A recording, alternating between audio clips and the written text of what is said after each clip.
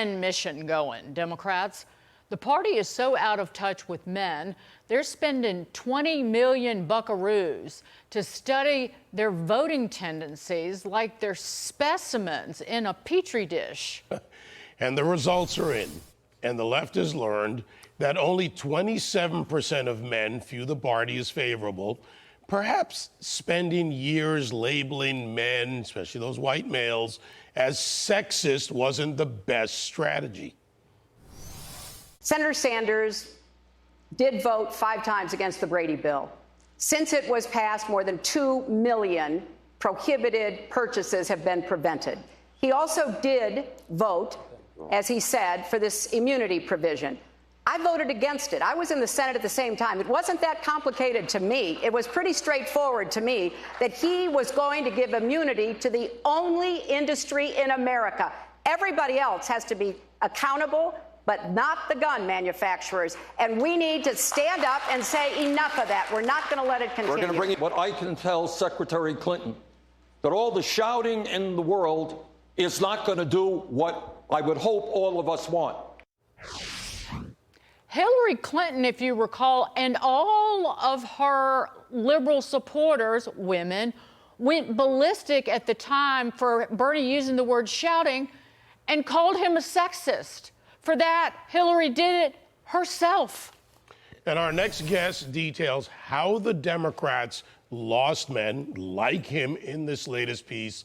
With us now, Free Press reporter River Page. River, great to have you here. I told you before we came on, I was on that call, speaking to American men, the same grifters, the same people, Colin Allred, Elise Hogan, the rest.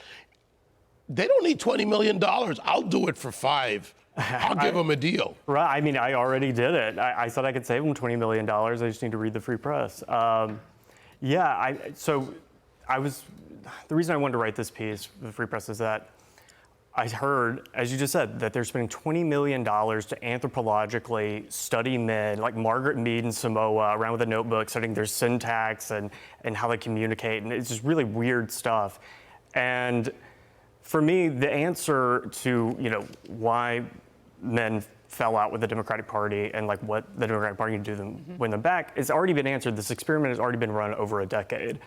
The only Democrat who has ever really built a supporter base of young men is Bernie Sanders. And the way that he did that was not by even catering to men specifically.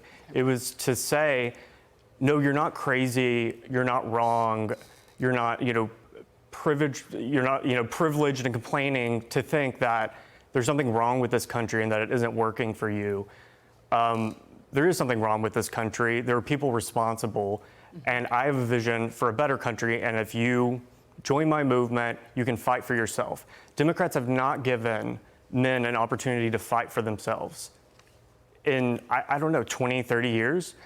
And so to me, it's really no wonder that, was it only 27% of them support the Democrats now? I mean, it's obvious. I mean, why would you? So after Bernie Sanders made that comment, it was related to guns. It just used the word shouting. Hillary Clinton goes to the Jefferson Jackson dinner in Des Moines and says, I haven't been shouting, but sometimes when a woman speaks out, some people think it's shouting. So she immediately, and she got all of her lady friends to pile on, immediately used her sex and her gender as a crutch. She leans on it and then she'll smack you in the face with it. But then her husband and his behavior and treatment of women and her own treatment of women was completely off limits. Yeah. And it was just astonishing how quickly they went after Bernie Sanders. And that was just the beginning of it, of what they did, because they have deprived men of a voice. You don't exist to them. Right. And they went, and you went, okay, yeah, we don't exist. We're not voting for you. Right. That's a great Hillary, by the way. Yeah, and I mean, it wasn't just Bernie. They went after his supporters, too, the whole Bernie bro pejorative. I mean, that started in 2016. It went through 2020. And at that time, Elizabeth Warren also went on some tirade about how Bernie was sexist. I mean, this happened over and over and over again.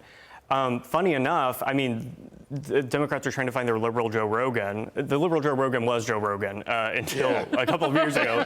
He was a Bernie supporter. And that's really when this, 5 years long demonization campaign of Joe Rogan started, was when he told my boss, Barry Weiss, actually, I'll probably vote for Bernie. He's been incredibly consistent his whole life. They immediately went after Joe Rogan, and they went after Bernie and tried to make him denounce the sort of tacit endorsement of the most popular podcaster in America because he had said some incredibly reasonable things about trans women and women's sports.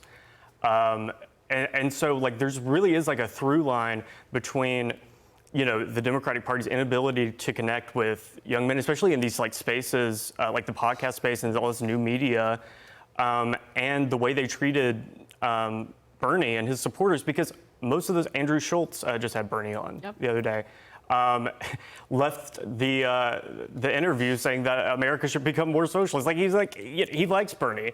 Theo Vaughn interviewed Bernie, likes Bernie.